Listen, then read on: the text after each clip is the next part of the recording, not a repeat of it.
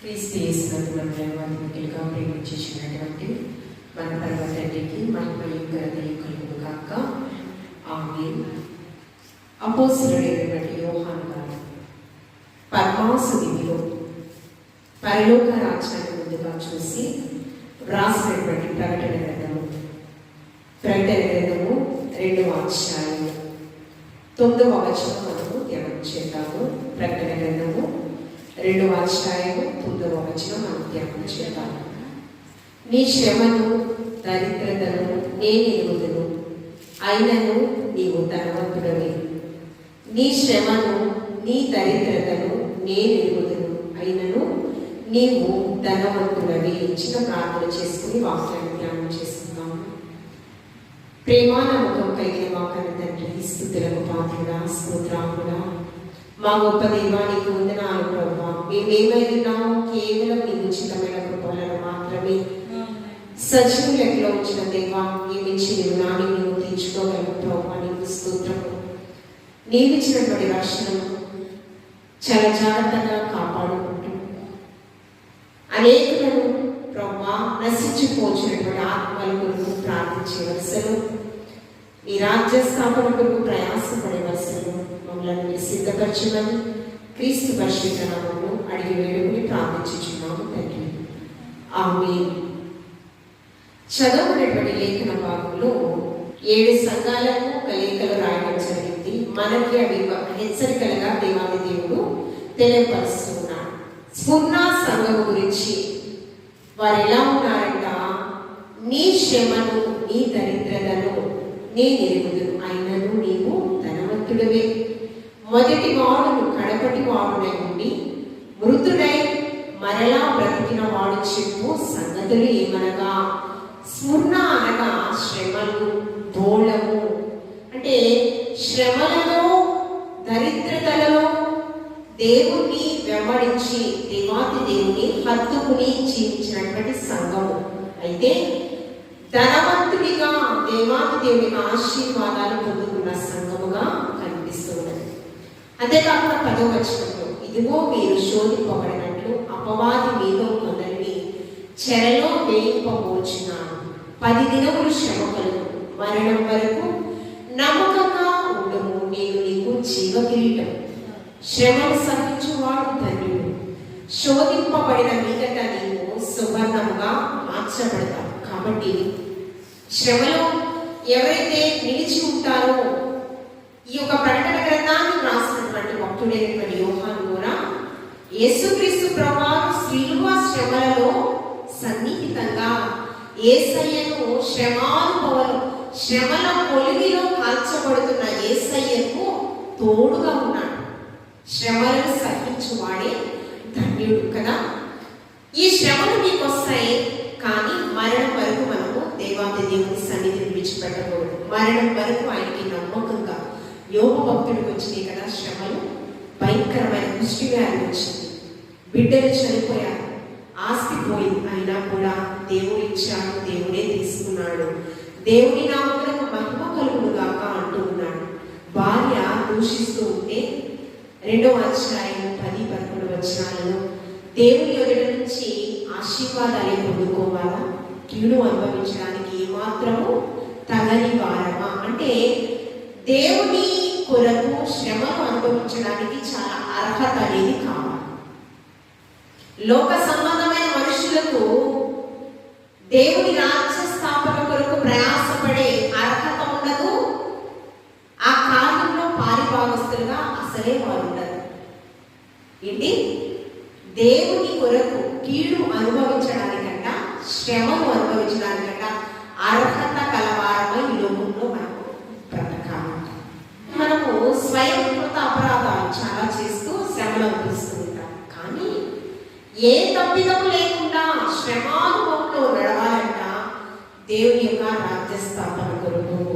పరిశుద్ధ గ్రంథంలో మనం చూస్తూ ఉన్నప్పుడు మొదటి పేతురు రాసిన పత్రిక 2వ అధ్యాయం, మొదటి పేతురు రాసిన పత్రిక 2వ అధ్యాయము 20వ వచనంలో, తప్పిదమునకై దెబ్బలు తినినప్పుడు మీరు సహించిన ఎడల మీకేమి ఘనము, మేలు చేసి బాధపడినప్పుడు మీరు సహించిన ఎడల అది దేవునికి హితమగును.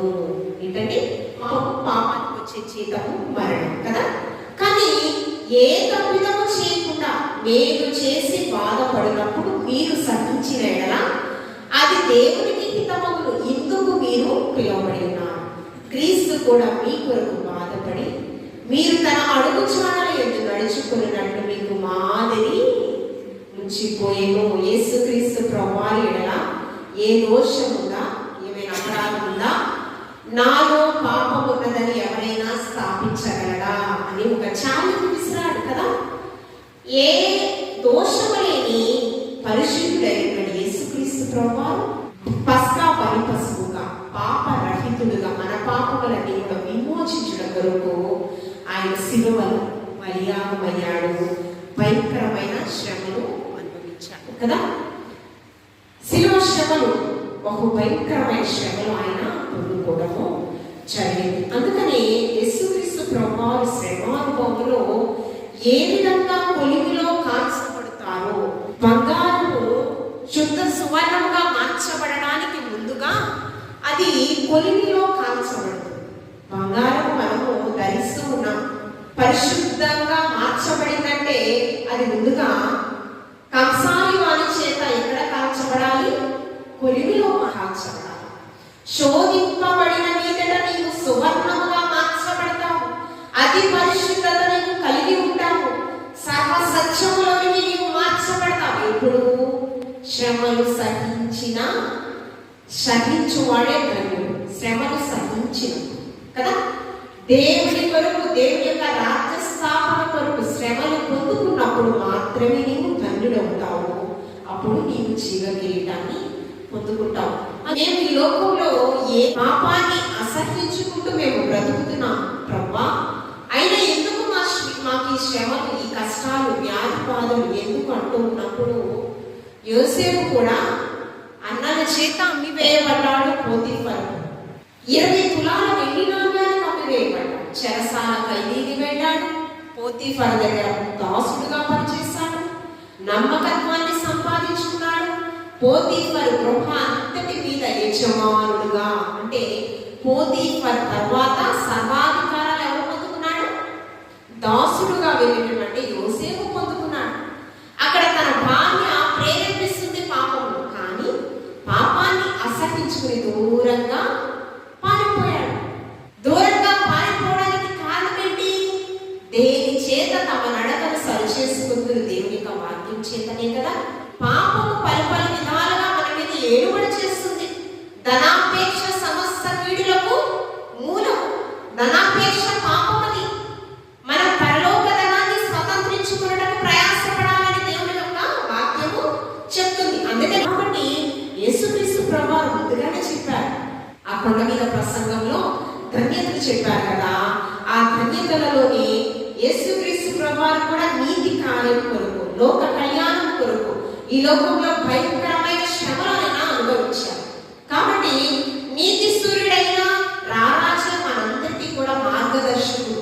లోకంలో ఎవరు కూడా మనకి మాదిరి కాదు. ఎవరు మనకి మాదిరి దిక్సూచి అంటే యేసుక్రీస్తు ప్రభువారే. అందుకని ఆ కొండ మీద ప్రసంగంలో 5వ అధ్యాయం 10-11 వచనాల్లో మనం చూస్తూ ఉన్నప్పుడు, నీతి నిమిత్తము హింసింపబడు వారు ధన్యులు, పరలోక రాజ్యము ఏంటి? నీతి కార్యంలో పాలిభాగస్తులై వారు హింసింపబడి శ్రమానుభవంలో వెళ్ళినట్లయితే ఖచ్చితంగా వారు ధన్యులు, పరలోక రాజ్యము వారిది.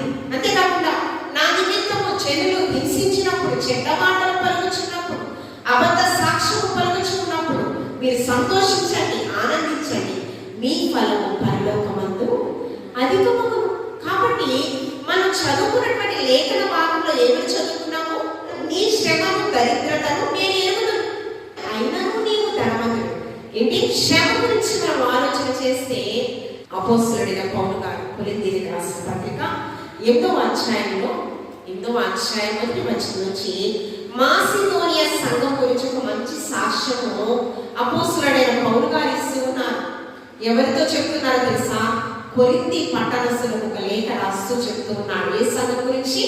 ఇక్కడ మనము సువార్త సేవా సంఘంలో విశ్వాసులను ఎలా ఉన్నామో అక్కడ కూడా మాసిదోనియా సంఘస్థులకంట ఒక లేఖ రాస్తూ ఆ సంఘం గురించి ఒక మంచి సాక్ష్యం సాక్ష్యం ఇస్తూ ఉన్నాడు. ఏంటంటే, సహోదరులారా, మాసిదోనియ సంఘములకు అనుగ్రహింపబడిన దేవుని కృపను గురించి మీకు తెలియజేయుచున్నాము. దేవుని కృపను గురించి మీకు తెలియజేయుచున్నాము. ఏమనగా, ఏలగనగా వారు బహు శ్రమల వలన పరీక్షింపబడగా అత్యధికంగా ఏమయ్యారండి? ఏమండి? అన్ని ఉన్నప్పుడు సంతోషించారా? అన్ని ఉన్నప్పుడు సంతోషించారా? వారు బహు శ్రమల వల్ల, శ్రమ కాదండి, బహు శ్రమలంట. ఏమండి? బహు శ్రమలు అంటే తాళలేని శ్రమలు, ఏమండి? ఓర్చుకోలేని శ్రమలు, కుటుంబ శ్రమలు, ఆర్థికపరమైన శ్రమలు, ఏమండి? అనారోగ్యపరమైన శ్రమలు, వ్యాధి బాధలు, కష్ట నష్టాలు, కుటుంబంలో అన్నీ ఉన్న శాంతి సమాధానం లేని శ్రమ, ఏదో కొరత, ఏదో చింత, ఏదో వ్యాకులత, బహు శ్రమల వలయంలో వాళ్ళు ఉన్నారట. అయినను ఈ శ్రమల వలన వారు పరీక్షింపబడగా, యోగు భక్తుడు ఎవరితో పరీక్షింపబడ్డాడు? అపవాది చేత పరీక్షింపబడ్డాడు కదా. అదే విధంగా బహు శ్రమల వలన పరీక్షింపబడారు. అత్యధికంగా వారు ఏం చేశారంటే సంతోషించారు. యోగు భక్తుడు సంతోషించినట్లు ఎవరు సంతోషించారంట? మాసిదోనియ సంఘస్థులందరూ కూడా బహు శ్రమలలో పరీక్షింపబడచ్చు, మేము సువర్ణంగా మార్చబడతామనే నిరీక్షణతో వారు బ్రతుకుతూ సంతోషించారట. మా దుఃఖ దినముల దేవాది దేవుడు సమాప్తం చేసి మాకు సంతోష వస్త్రాన్ని ధరింపచేస్తాడనే విశ్వాసంతో మాసిదోనియ సంఘ బిడ్డలు బ్రతుకుతూ ఉన్నారట. మరియు వారు నిరుపేదలైన వారి మాతృత్వము బహుగా విస్తరించెను. వారు నిరుపేదలంట. పేద విధవరాలు ఈ కానుకను దేవాది దేవుడు లక్ష్య పెట్టాడు. పరిశుద్ధాత్మ దేవుడు మన హస్తాన్ని దేవాది దేవుడు బలపరుస్తూ ఉన్నాడు. సమృద్ధిని దేవాది దేవుడు కలుగ చేస్తూ ఉన్నాడు. దాని నుంచి మనం దశమ భాగం కావచ్చు, ఏదైనా అర్పణను మనం ఇస్తూ ఉన్నాం. కానీ ఈ అర్పణలన్నీ కూడా లక్ష్య పెట్టాలి అంటే విరిగి నలిగిన మనస్సు మనకి ఉండాలి. మొట్టమొదటి అర్పణలను లక్ష్య పెట్టాలి అంటే మొట్టమొదటిగా మనకి ఏముండాలి? ఆకాశము సింహాసనం, భూమి పాదపీఠంగా చేసి ఉన్న దేవాది దేవుడికి ఈ అర్పణలు ఏమైనా గొప్పవా? సర్వోన్నతుడికి మనం ఇచ్చేటటువంటి అర్పణలు గొప్పవా? విరిగి నలిగిన మనస్సే దేవాది దేవుడికి ఇష్టమైన బలి అర్పణ. దాతృత్వంతో బహుగా పేద విధవరాలైన ఆమె ఇచ్చినటువంటి కానుకల దేవాది దేవుడు పరిశుద్ధాత్మ దేవుడు యూదులలో పెద్దలు ఏమండి వారికి కలిగినది సమృద్ధిలో నుంచి ఎంతో గొప్పగా సమర్పించుకున్నారు. కానీ వారందరికీ ఇచ్చినటువంటి పేద విధవరాల అర్పణను దేవాది దేవుడు లక్ష్య పెట్టాడు. ఇంకా ఆమెను గణపరుస్తూ ఉన్నాడు దేవాది దేవుడు పరిశుద్ధాత్మ దేవుడు. హృదయపూర్వకంగా ఆమె ఇచ్చింది, ఆమెకున్న సమస్తాన్ని ఇచ్చిందంట. పరిశుద్ధాత్మ దేవుడు గ్రంథంలో విధించారు. ఆమెకున్న జీవనోపాధి అంతని కూడా అపోస్తలులు కూడా ప్రభు పాదాల చెంత వరకున్న సమస్తాన్ని అమ్మి ప్రభు సేవకై వారు అర్పించారు. ఎందుకంటే మనకి సమస్తము అనుగ్రహించేవాడు ఆయన. మనం గుప్పిళ్ళు విప్పి హృదయపూర్వకమైన అర్పణిస్తే ఆయన ఎలా అర్పిస్తాడండి? ఆకాశపు వాక్యం వింటూ పట్టచాలని విస్తారమైన ఆశీర్వాదాలు మన పట్ల నిరుపేదలైన దాతృత్వముతో బహుగా విస్తరించేను. కృప విషయంలోను పరిశుద్ధపరమైన పరిచర్యను పాల్పొందు విషయంలోను మన పూర్వకముగా మమ్మను వేడుకొనిచ్చు. వారు తమ సామర్థ్యము కొలిగే కాక సామర్థ్యము కంటే ఎక్కువగా తమంతట తామే ఇచ్చినని మేము సాక్ష్యం ఇచ్చుచూ ఉన్నాము. ఎందుకంటే సామర్థ్యము కంటే ఎక్కువగా వాళ్ళకి తెలుసండి. సమస్తం అనుగ్రహించుకోవడం ఆయన నూరంతల ఆశీర్వాదానికి ప్రతిఫలము పొందుతాము దేవుని పాదాల చెంత అని వారికి విశ్వాసం ఉంది కనుకనే వారు ఉన్న సమస్తములు దేవాది దేవుని పాదాల చెంత పెట్టి ఉన్నారు.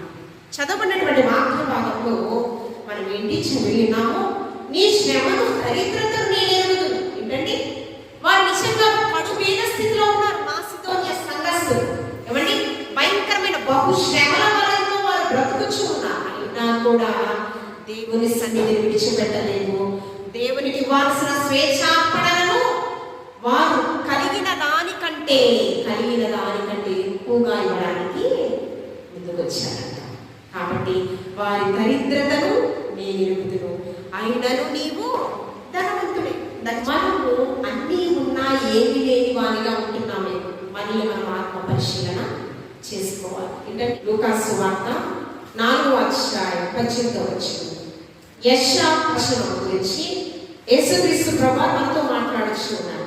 ప్రభు ఆత్మ నా మీద ఉన్నది, బీదలకు సువార్త ప్రకటించుట కొరకై ఆయన నన్ను అభిషేకించెను, చెరలో ఉన్న వారికి విడుదలను, గుడ్డివానికి చూపును కలుగునని ప్రకటించుటకు, నలిగిన వారిని విడిపించుటకు, ప్రభువు హితవచనం ప్రకటించుటకు ఆయన నన్ను పంపి ఉన్నాడు. దేనికి వచ్చాడంట? ప్రభు ఆత్మ నా మీద ఉన్నది. దేనికి ప్రకటించుటకు? బీదలకు సువార్త ప్రకటించుటకు. బీదలంటే ఎవరంటే ధనం లేని వారు, పరిశుద్ధత లేని వారు, యథార్థత లేని వారు, దైవికమైన జ్ఞానం సంపాదించుకోనటువంటి వారు, దేవుడితో సహవాసం చేయనటువంటి వారు, నులివెచ్చని స్థితి కలిగినటువంటి వారు, అన్నీ ఉన్నప్పుడు దేవాది దేవుడిని వెంబడించి కొన్ని శ్రమలు వచ్చినప్పుడు దేవుడికి దూరంగా వెళ్తారు కదా, వారు బీదలు, కడు బీదలు, ఆత్మీయ స్థితిలో చల్లారినటువంటి వారు. బీదలకు సువార్త ప్రకటించు. అందుకని హబక్కూకు ప్రవక్త అంటూ ఉన్నాడు, ఏమి ఉన్నా లేకపోయినా నా దేవుని యందు ఆనందించుచున్నాను. ద్రాక్ష చెట్టు ఫలములు రాకున్నాను, అంజూరపు చెట్టు పూయకుండాను, శాలలో పశువులు లేకపోయినాను, ఏమి ఉన్నా లేకపోయినా, ఏమి ఉన్నా లేకున్నా, ఎవరు నాకు లేకున్నా, యేసునందే ఆనందింతును, యేసయ్యనే ఆరాధింతును, ఆనందింతును, ఆరాధింతును, ఆనందింతును, ఆరాధింతును, యేసునందే ఆనందింతును, యేసయ్యనే ఆరాధింతును, యేసునందే ఆనందింతును, యేసయ్యనే ఆరాధింతును. మనము క్షయమైనవి అన్ని ఈవులు మనకు ఉన్నాయని నేను ధనవంతుడను అని గర్విస్తున్నాం. మన గృహములను బట్టి, అందచందములను బట్టి, మేడ విద్యలను బట్టి, లేకపోతే మన బిడ్డలు మంచిగా ఉద్యోగాలు చేస్తున్న దానిని బట్టి, మనం చేసినటువంటి జీవనోపాధిని బట్టి, వీటిని బట్టి మనం గర్విస్తున్నాం. సర్వము సమకూర్చువాడు, మనకి మేలుకరంగా చేయవాడు అద్భుత దేవుడు. వీటన్నిటిని బట్టి మనం అతిశయించకూడదు. నీ దరిద్రతను, నీ శ్రమను నేను ఎదుగుదును అంటూ ఉన్నాడు కదా. ఈ దరిద్రత గురించి మనం ఆలోచన చేస్తే చూడండి లూకాసు సువార్త 16వ అధ్యాయం 19వ వచనం నుంచి మనం చూస్తే, ధనవంతుడు కొడుకును అది ఉదారము బట్టలను, సన్నపు నార వస్త్రములను ధరించుకుని ప్రతిదినము బహుగా సుఖపడుచుంటున్నాడు. ఆ ధనవంతుడు ఎలా ఉన్నాడంటే ఖరీదైన వస్త్రాలు ధరించుకున్నాడంట, సుఖభోగములను అనుభవిస్తూ ఉన్నాడంట ధనవంతుడు. కానీ లాజరు అంత దరిద్రుడు ఉండేను, వాడు కురుపులతో నిండిన వాడే, ధనవంతుని ఇంట వాకిట పడి ఉండిడి. ఏమయ్యాడండి? ధనవంతుడు ఏమంటే సుఖభోగములను అనుభవిస్తూ మంచి విలువైన వస్త్రాలు ధరించుకున్నాడు. కానీ లాజరు ఒక వ్యక్తి ఉన్నాడు, అతని పేరు దరిద్రుడని. కానీ భయంకరమైన కుష్టి వ్యాధి గ్రస్తుడై ధనవంతుడి ఇంటి వాకిట ఉన్నాడంట. దేని కొరకు ఉన్నాడంటే భిక్షాటన చేస్తూ ఉన్నాడు. ఇతడు దరిద్రుడు. కానీ ఆ దరిద్రుడు తన జీవన విధానం ఎలా ఉంది? భూలోకంలో బాక్యంగా అతని బల్ల మీద, అంటే ధనవంతుని బల్ల మీద నుండి ఉప్పడు రొట్టె ముక్కలతో ఆకలి తీర్చుకొన కోరేను. ఏమండి? అంతేకాక కుక్కలు వచ్చి వారి కురుపులు నాకే భయంకరమైన అసహింపబడిన స్థితిని. ఆ దరిద్రుడు చనిపోయి దేవదూతల చేత, ఎవరి చేత? దేవదూతల చేత కొనుక్కోబడి అబ్రహాము నొమ్మున, ఎవరి చేత కొనుక్కోబడ్డాడు? ఏమండి? ఇక్కడేమో బ్రతికిన దినాలలో ఏమండి అందరి చేత అసహింపబడిన ఇతను, భిక్షాటన చేసేటటువంటి ఇతను, కడుదీన స్థితిలో ఉన్న ఇతను అందరూ తృణీకరించారు, అసహించుకున్నాడు, చీచి అన్నారు. కానీ ఎవరి విడిచినా నేను విడువను ఎడబాయను. ముదుము వచ్చు వరకు నేను ఎత్తుకొని ముద్దాడు వాడను నేనే కదా.